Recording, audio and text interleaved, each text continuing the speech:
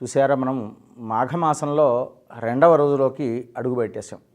అంటే మొదటి రోజే మాఘ వైశిష్ట్యంలో కొన్ని విషయాలు చెప్పుకున్నాం.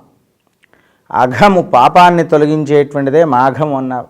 అంటే స్నానంలో ఎంత వైశిష్ట్యం ఉందనేటువంటిది మనకు సూత మహర్షుల వారి ద్వారా విన్నటువంటి విషయం. ఎందుకంటే సూత మహర్షుల వారికి ఆయన వాళ్ళ తండ్రి అయినటువంటి రోమహర్షి గారు, ఆయన గురువు గారు అయినటువంటి వ్యాస మహర్షి గారి ద్వారా అనేక విషయాలు తెలుసుకున్నటువంటి విషయాలన్నీ కూడాను మనకు ఈ యొక్క మాఘమాసం యొక్క పురాణంలో తెలియజేశారు.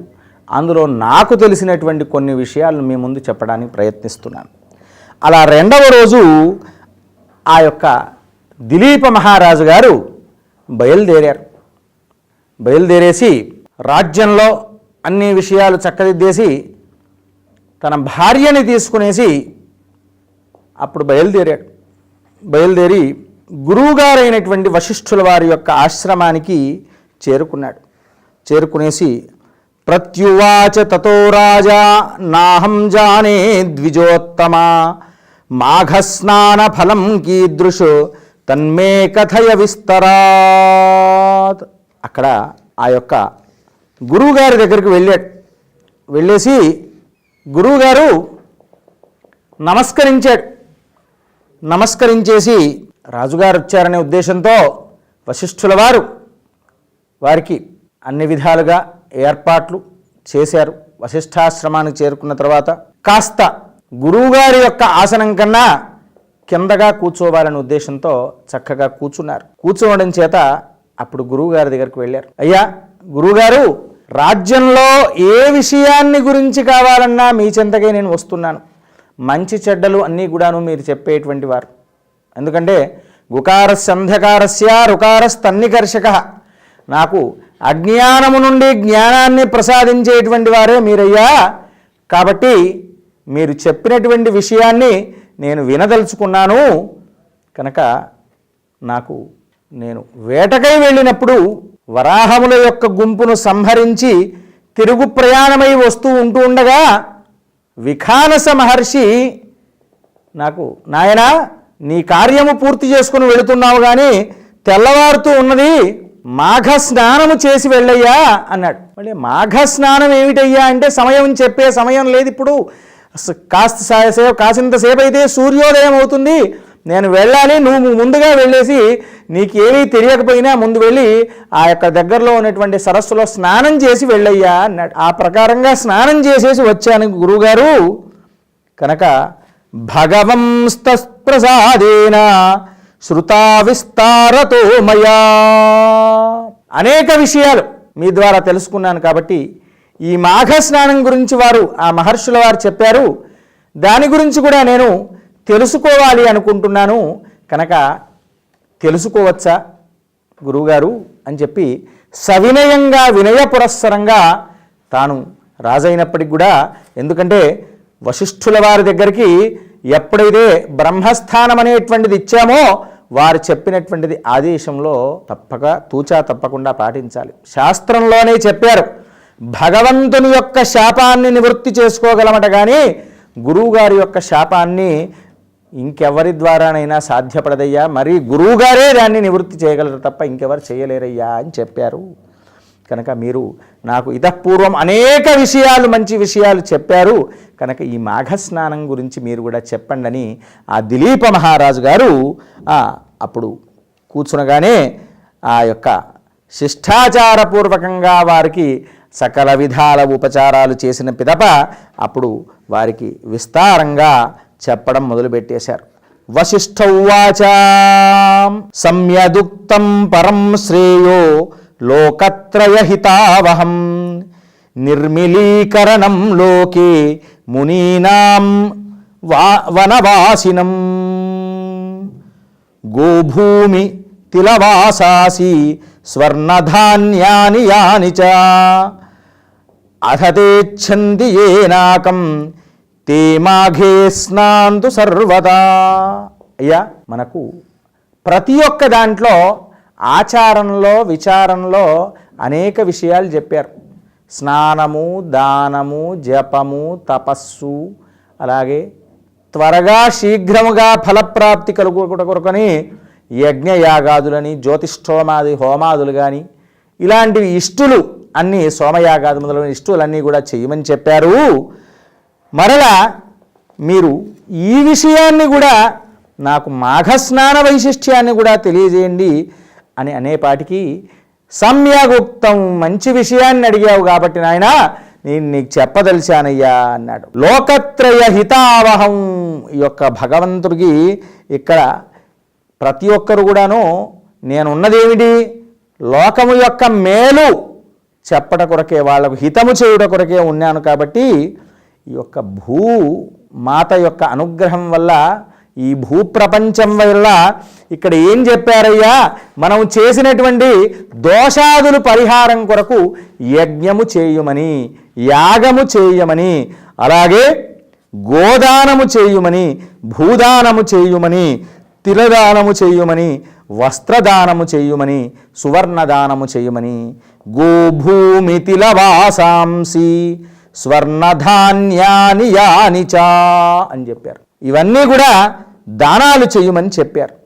ఇవేమీ చేయలేవు. అథతేచ్ఛంది ఏనాకం తే మాఘే స్నాతు సర్వదా. ఇవేవీ చేయలేనిటి వాడు ఉంటాడు. అందరికీ అన్ని రకాల గోదానం చేయాలయ్యా అంటే, ఒకప్పటి కాలంలో గోదానం చేయడం అంటే చాలా సులభం కావచ్చు. నేటి కాలంలో గోదానం చేయాలి అంటే అధమ పక్షంలో 50,000 నుంచి ₹1,00,000 పెడితే కానీ చక్కని ఆవు లభించదు. అలాంటి గోదానం, భూదానం చేయాలంటే లక్షల్లోనే ఉన్నది. ఇవన్నీ మళ్ళీ సువర్ణదానం, వస్త్రదానం, తిలదానం. తిలలంటే ఏ విధమైన తిలలయ్యా అంటే నల్ల నువ్వులు కావు, తెల్ల నువ్వులు కాదు, గోధుమ రంగులో ఉన్నటువంటి తిలలను దానం చేయమని చెప్పారు. ఇలాంటివి ఇవి ఏవి లేవు. చక్కగా ఈ యజ్ఞయాగాదులు ముగించుకున్న తర్వాత తాను ఏదైనా వ్రతము కానీ స్నానం కానీ ఆచరించుకున్న తర్వాత బ్రాహ్మణోత్తములకు స్వయంపాకి దానం ఇచ్చుకున్నా చాలయ్యా అని కూడా చెప్పారు. ఇలా ఇవన్నీ కూడాను చెప్పారు కదా. ఇవి ఏవి ఆచరించుకోవడానికి తనకు శక్తి లేనివాడు ఏం చెయ్యాలయ్యా అంటే కేవలంగా మాఘస్నానం అనేది ఆచరించుకోమని చెప్పారు నాయన. దాని గురించే నేను నీకు చెప్తానయ్యా. ఈ తీర్థ స్నానము, మాఘస్నానం అంటే చాలా విశేషమైనటువంటిది. మాఘశుద్ధ పాడ్యమి నుండి మాఘ బహుళ అమావాస్య వరకు 30 రోజుల పాటు అయినా చేయాలయ్యా అన్నాడు. ఒకవేళ అలా చెయ్యలేనటువంటి వాళ్ళు ఎలా చెయ్యాలయ్యా అంటే త్రిరాత్రేందు వ్రతై కృత్స్నై పరాకైశ్చ నిజాంతసుం అశోప్యేచ్ఛంది ఏ స్వర్గం తపసి స్నాతు తే సదా. అయ్యా కనీసం మాఘశుద్ధ పాడ్యమి, మాఘశుద్ధ విదియ, మాఘశుద్ధ తదియ, ఆ తర్వాత మాఘశుద్ధ త్రయోదశి, మాఘశుద్ధ చతుర్దశి, మాఘశుద్ధ పౌర్ణిమ, ఇలా పక్షములో అంటే 15 రోజుల్లో 6 రోజులైనా చేయండి అయ్యా. ఇలా బహుళ పక్షంలో 6 రోజులు, శుక్లపక్షంలో 6 రోజులు, మొత్తం 12 రోజుల పాటైనా చేసినా చాలు నాయన. ఈ విధంగా మాఘ స్నానము చేసినటువంటి ఫలితం వస్తుంది. సూర్యోదయాత్ పూర్వమే సమంత్రకంగా మీరు రాజులు కాబట్టి మీకు అన్ని విధాలుగా ప్రతి ఒక్క బ్రాహ్మణోత్తములు అందరూ ఉంటుంటారు. ఆ విధంగా మీరు చేసుకోవచ్చు. లేదు చేసుకోలేని వాళ్ళు ఉంటారు. వాళ్ళైనా ఎక్కడికి వెళ్ళినా కానీ, ఎక్కడికి వెళ్ళలేరు, ఇంట్లో కూర్చునైనా బావిలోంచి నూతిలోంచి నీళ్లు తీసుకొని ఆ గంగాదేవిని స్మరించుకొని నమామి గంగే తవ పాద పంకజం సురాసురైర్వందిత దివ్య రూపం భుక్తించ ముక్తించ దదాసి నిత్యం భావానుసారేణ సదా నరాణాం, ఇలా భావించేసి హరగంగే శివగంగే అంటూ చక్కగా స్నానం ఆచరించుకున్న చాలు నాయన, దాని యొక్క ఫలితం అనేటువంటిది వస్తుందయ్యా అన్నాడు. ఇలా ఈ 6 రోజులు కూడా చేయలేని వాళ్ళు ఉంటారు. కనీసంగా 3 రోజులైనా, 12 రోజులు చేయలేకపోయినా 6 రోజులైనా, 6 రోజులు చేయలేకపోయినా 3 రోజులైనా ఈ యొక్క స్నానం ఆచరించుకోవడం వల్ల అలాంటి వారికి స్వర్గలోక ప్రాప్తి కలుగుతుందయ్యా. సర్వ విధాలైనటువంటి బాధలన్నీ కూడాను నివారణమవుతూ ఉంటాయి. మాఘమాసం నందు నిత్యం ప్రాతకాల స్నానం ఆచరించుకోవటంటే ఎలానైతే వైశాఖ మాసంలో హోమాదులు కానీ దానాదులు కానీ, కార్తీక మాసంలో ఎలానైతే తపస్సు ఆచరించుకుంటూ ఉంటుంటామో కార్తీక మాసము, కార్తీక దీపారాధన ఇలాంటివన్నీ చేసుకుంటూ ఉంటాము. పూజాధికాలు, వ్రత నియమాదులన్నీ ఆచరించుకుంటూ ఉంటాము. కానీ కేవలంగా మాఘమాసంలో ఇవేవి చేయకపోయినా మాఘ స్నానం అనేది ఒక్కటి ఆచరించుకుంటేనే చాలయ్యా, సకల విధ పాపాలు నివారణమవుతాయి అన్నారు. పేరులోనే ఉందయ్యా, అఘము అంటే పాపము నివారణం. మా అఘము, నా యొక్క పాపం అనేటువంటిది తొలగిపోవుటకు చేసేటువంటిది మాసమే విశేషమైనటువంటి మాసమయ్యా, ఆ మాఘమాసమయ్యా అన్నాడు. వదధ్యావరి వశ్యాస విహిత దివ్యలోచనై తదవంత తపోదానం మాఘే మాసి నృపోత్తమా. ఇంకా ఆ వశిష్ఠుల వారు దిలీప మహారాజు గారికి చెప్పడం మొదలుపెట్టాడు. ఏమనయ్యా అంటే, కళ్ళు మూసుకొని ఇంకా విషయాలు ఆలోచించాడు. ఆలోచించేసి మాఘమాసమునందు తపస్సు చేయలేకపోయినా, దానము చేయుటలేకపోయినా కేవలంగా స్నానమాచరించుకోనాయనా, స్నానమాచరించుకొని నారాయణ స్మరణ చేసినా కానీ, శివశివ అంటూ స్మరణ చేసినా కానీ, లేదా సూర్యభగవానుణ్ణి స్మరించుకున్నా కానీ దాని ఫలితంగా ముల్లోకాల్లో ఆ యొక్క నదులయందు స్నానమాచరించినటువంటి ఫలితం వస్తుందయ్యా అన్నారు. నిజానికైతే ప్రయాగకు వెళ్ళి స్నానమాచరించుకోమని చెప్పారు. అది మనకు సాధ్యపడలేదు.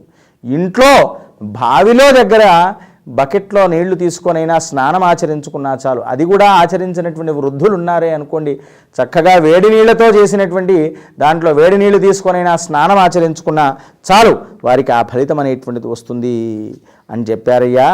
ఈ విధమైనటువంటి నియమాలు మీరు ఆచరించినట్లయితే అయ్యా, ఇంతేకాకుండాను వేదఘోష విన్నటువంటి ఫలితము, గోదానము చేసినటువంటి ఫలితము, అలాగే భూదానము చేసినటువంటి ఫలితము, ఇలాంటివన్నీ కూడాను గీతా వాద్య ఘోషాదులన్నీ కూడా విన్నటువంటి ఫలితము, ఇలాంటివన్నీ కూడాను లేదా పురాణ ప్రవచనము విన్నటువంటి ఫలితము, ఇవన్నీ కూడా వింటే ఏ విధమైన ఫలితాలు వస్తాయో కేవలంగా మాఘ స్నానం చేయటం వల్ల అన్ని ఫలితాలు వస్తాయ్యా అని చెప్పాడు.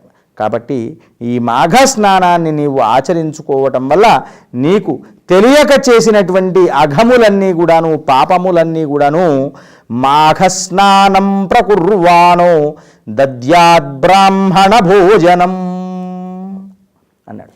మాఘ స్నానం ఆచరించుకొని యథాశక్తి బ్రాహ్మణ భోజనం చేసుకున్నా చాలు. వీలుంటే ఏదైనా జపమో తపస్సో చేసుకోవడం, లేదా బ్రాహ్మణ భోజనం చెయ్యండి.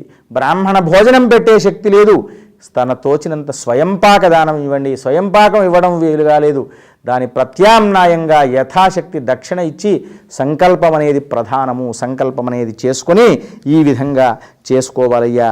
ప్రధానంగా తిలదానము, అలాగే గుడదానము, ఇవన్నీ కూడా చేసుకోవచ్చయ్యా అని చెప్పాడు. ఈ మాఘమాసంలో ఈ విధంగా మాఘ స్నానము చేసి మాఘ దానము, తిలదు మొదలగు దానం చేసుకోవడం వల్ల పితృకర్మలు యోగ్యత కలిగినటువంటి వారికి పితృకర్మలు చేసుకునేటువంటి ఫలితం కూడా వస్తుందయ్యా అని చెప్పారు. అట్లు కనుక పితరులకు కూడా తృప్తిపరిచిన వాళ్ళమవుతాం బ్రాహ్మణులకు భోజనం పెట్టినట్లయితే. అలాంటి వారు విష్ణులోక సాయుధ్యాన్ని పొందుతారయ్యా. కనుక ఓ రాజా, ఏ విధంగానైతే దానము చేయక మాఘమాసము పోనిచున్నారు, పోనివ్వరాదు. కనుక మాఘమాసంలో తప్పకుండా మాఘ స్నానం ఆచరించుకోవాలి, మాఘమాసంలో దానము చేయాలి, అలాగే ఏదైనా బ్రాహ్మణ భోజనం పెట్టాలయ్యా అని చెప్పారయ్యా. కనుక ఈ విధంగా మనం గోదానము, భూదానము, సువర్ణదానము, హిరణ్యదానము ఇలాంటివి ఏవి చేయలేకపోయినా కనీసమైనటువంటి సామాన్యులు ఇవి చేస్తూ, మీరైతే రాజులు కాబట్టి అన్ని విధాలుగా చేయడం వల్ల స్వర్గలోక సంప్రాప్తి కలుగుతుందయ్యా. కనుక మరి ఎక్కడనయ్యా ఈ విధమైనటువంటి మహాపాతకాదులు పోగొట్టుకునేటువంటి ఈ దానాదులు చేసేటువంటి స్థలమయ్యా అంటే, అట్టి దానము చేయటం వల్ల స్వర్గలోక ప్రాప్తి కలుగుతుందన్నారు కదా, ఆ దానం వల్లనే సుఖ సంప్రాప్తి కలిగించునని చెప్తున్నారు. కాబట్టి ఈ మహాపాతకాలు నశింపజేసేటువంటి సంతానం లేని వారికి సంతాన ప్రాప్తి ఇత్యాదికాలన్నీ కూడా జరుగుతాయని చెప్పారు కదా. కనుక ఇలాంటి సంతానం లేక, ఇళ్ళు లేక బాధపడిపోతున్నటువంటి వాళ్ళకి కారణం ఏమిటయ్యా అంటే, ఇలాంటివి పూర్వజన్మలో చేసుకున్న పాపం. ఆ పాపాదులు పరిహారం చేసుకోవడం కొరకే ఈ యొక్క మాఘ స్నానం చెప్పడం జరిగింది. కనుక ఈ భృగువు మహర్షి ఈ యొక్క మణిపర్వతముపై విద్యాధురులతో ఈ యొక్క ఆ పర్వతంపై ఉండి ఈ యొక్క తపస్సు చేస్తూ ఏ విధంగా చేశాడు మణిశైల వర్ణనం అనేటువంటిది ఈ యొక్క 3వ రోజు కథలో మనం చెప్పుకోవడానికి ప్రయత్నం చేద్దాము.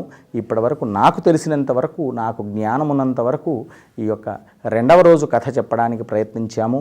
ఆ యొక్క కథ యందు సాధ్యమైన వరకు ఉన్న సమయాన్ని దృష్టిలో పెట్టుకొని అన్ని విషయాలు మనం పూర్తిగా వివరించడానికి ప్రయత్నం చేశాము. స్వస్తి ప్రజాభ్య పరిపాలయంతాం న్యాయేన మార్గేణ మహిం మహిషాః గోబ్రాహ్మణేభ్య శుభమస్తు నిత్యం లోకాః సమస్తాః సుఖినో భవంతు.